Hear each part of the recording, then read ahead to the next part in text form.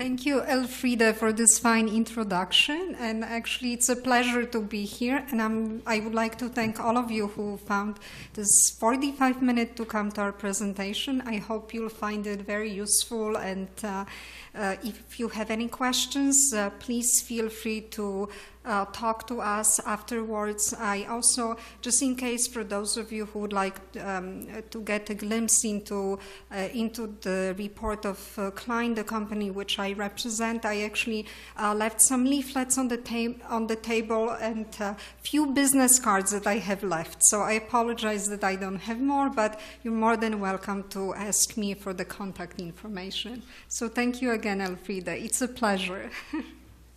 So today I'm going to present a glimpse. It's going to be actually more of a glimpse of what has happened in the U.S. market in past year in 2013. And also, at the end of the presentation, I will talk just a little bit about the outlook, what we can expect from the market in the future in the next 5 years. So let's see.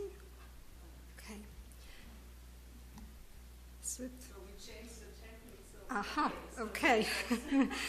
I apologize for this moment of silence. So just really quickly, Kline & Company is an American company, is one of the leading management and consulting and market research firms. We do market research reports, custom research and management consulting. Oops. Okay.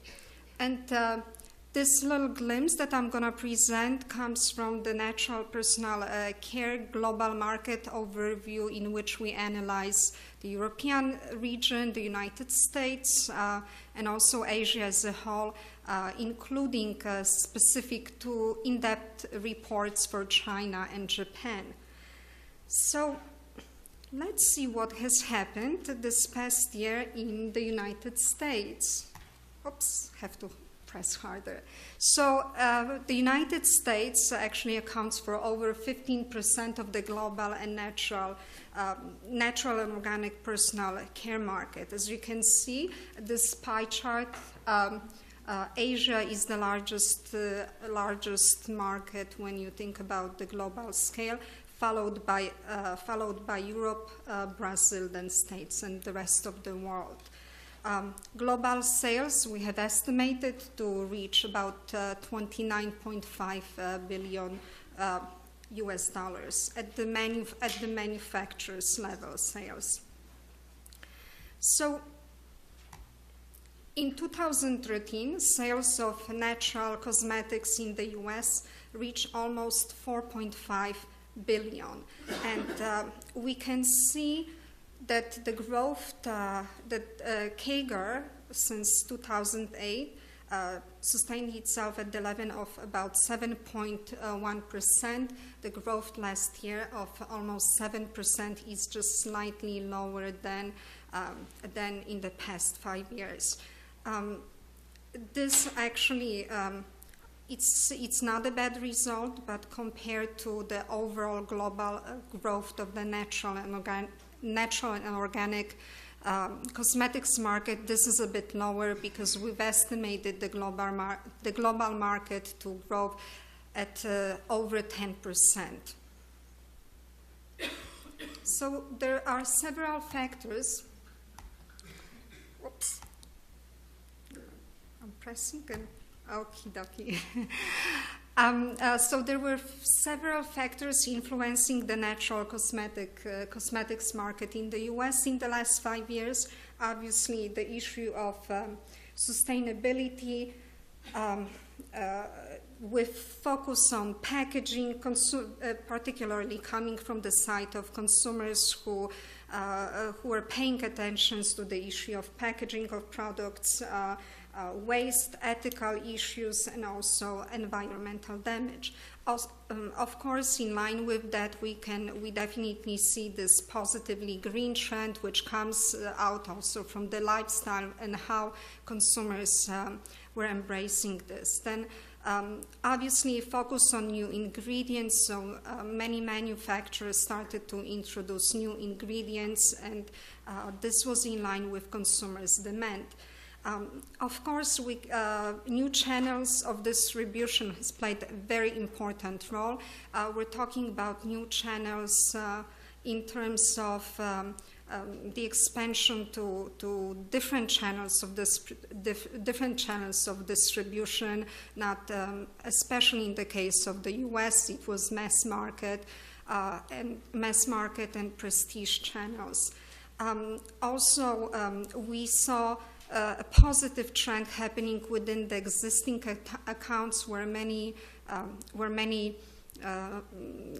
distributors would devote more shelf space to organic products, and of course would offer greater support to marketing as well by placing banners, more visible signs, and greater aesthetics. And of course, another last but not the least, this trend of truly natural products. So we definitely saw that consumers were moving. There was an increase in consumers basically changing their mind from using naturally inspired products to truly natural. And this is kind of in line with what Elfriede talked about yesterday, something that is happening in Germany as well. So it's kind of, I can see it's a nice segue, nice observation that it's not only happening in Germany, but also across the Atlantic. Now, I would like to actually introduce you just a bit of Kline's proprietary natural ratings, how we define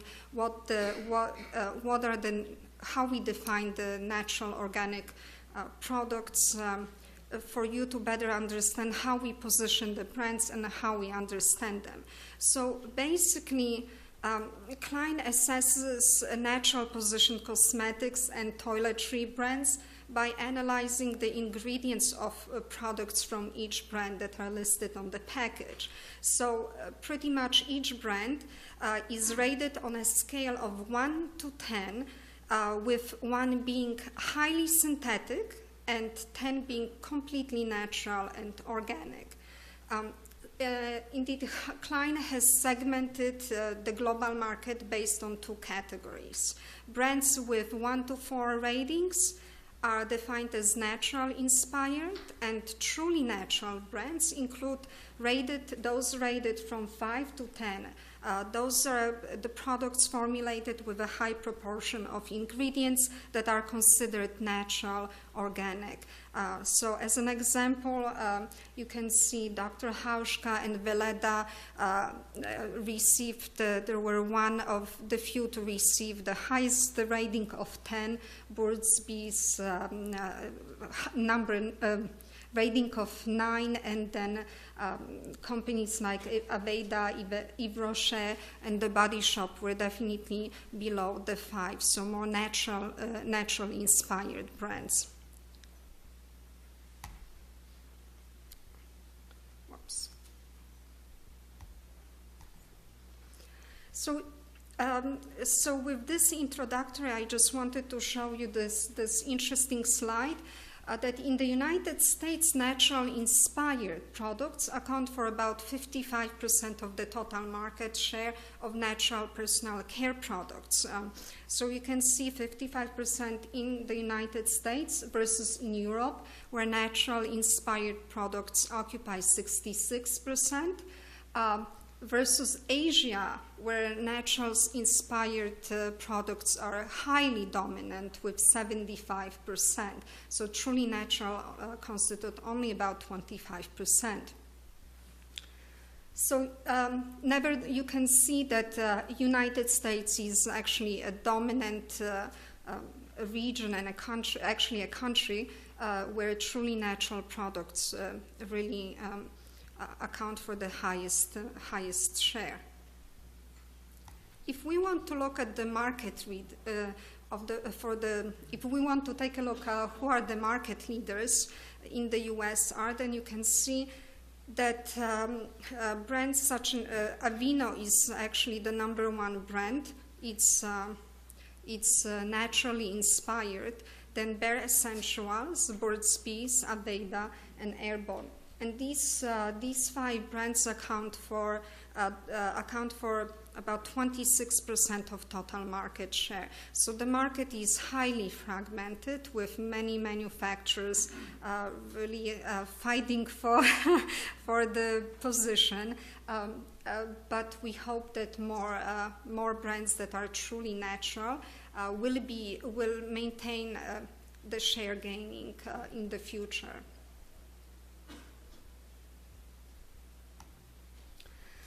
In terms of product categories, when we look at the value, skincare is the leading product category in the natural personal care market in the United States in 2013. It's followed by other toiletries, which include sun products, baby products, deodorants, shaving products.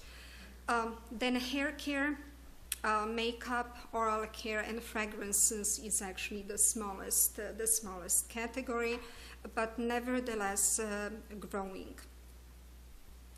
And within the skincare, definitely the noticeable trend is in anti-aging products. Many marketers are introducing anti-aging products, and this is something that US consumers are truly looking for.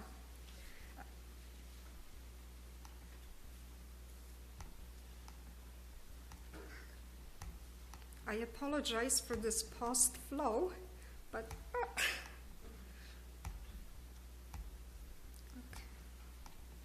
Oops. Let me see if this one. No, I think let's see. Yes, something. Let's see. Okay, perfect. It's gonna go. Thank you so much, Sheila. So. Okay, so in terms of market trends in the US, the key focus, we recognize several important trends, and among 5 most important ones, we see that there was a definite key focus on ingredients, superfruits such as acai and pomegranate and nut oils. Big trend in natural fragrances. It included popularity of natural scented essential oils.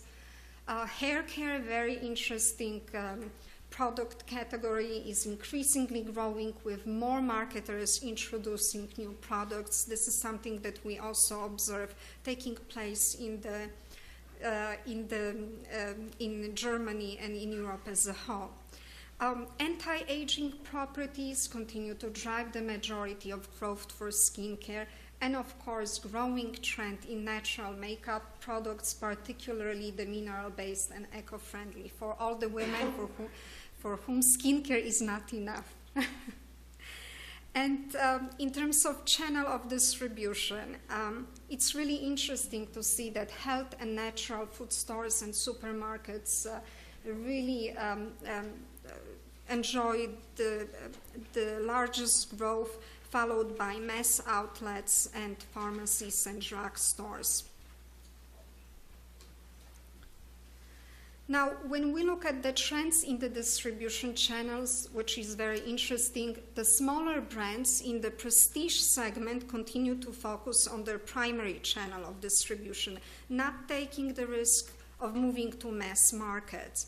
Then the core users of natural products will continue to buy their personal care products from trusted outlets, such as health food stores, with one chain being dominant, the Whole Foods.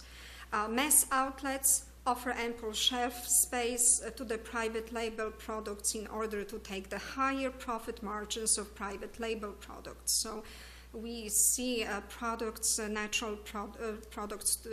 cosmetic products to be sold in stores, big department stores, mass department stores such as Walmart, Target. And a few brands in the luxury naturals market continue to rely heavily on distribution through specialty retail stores, boutiques, and spas. So when we think about certification in the United States, one problematic issue that I just wanted to quickly point out is that certifying associations and organizations, not only in the United States but also worldwide, are working hard to regulate the natural market. So in the United States, as the case in Japan, as I know, a harmonized standard does not exist. So besides the US labels, some of the brands are also certified with European certification bodies such as ICEA, EcoCert, or soil associations. So the products may display the USD organic seal and must display the certifying agent's name and address only if the label 100% organic must contain, excluding water and salt, only organically produced ingredients, and then organic label products must contain at least 95% organically produced ingredients, excluding water and salt. And of course, both consumers and associations support transparency in labeling, with Organic Consumers Association that encourages retailers to take actions to address this issue. And we also know that some distribution channels, such as Whole Foods, introduce its own policy on organic labeling of personal care products, organic versus made with organic ingredients, to be more transparent to consumers. And of course, consumers themselves, many consumers are nowadays aware of product ratings that are available by organizations such as Skin Deep. There is a new trend among US consumers, the non-MGO. There is a big fear of MGOs used in food, in beverages, and this is something that is also using into, that we can see the same behavior happening in the natural cosmetics market.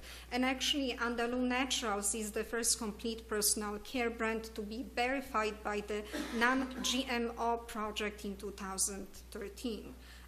So it's a very small trend, but nevertheless it's happening. So what can we expect from the future? The US market for natural personal care products is expected to show moderate growth with a CAGR almost 6% through 2018. We can also expect that distribution will be the focus concern of marketers during the forecast period.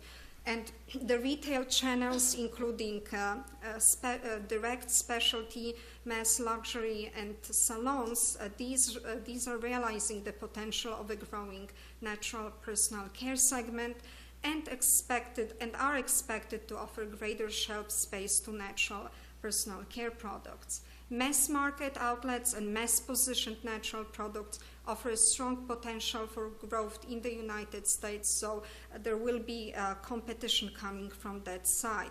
And of course, sustainable practices will be very important, particularly in communication to the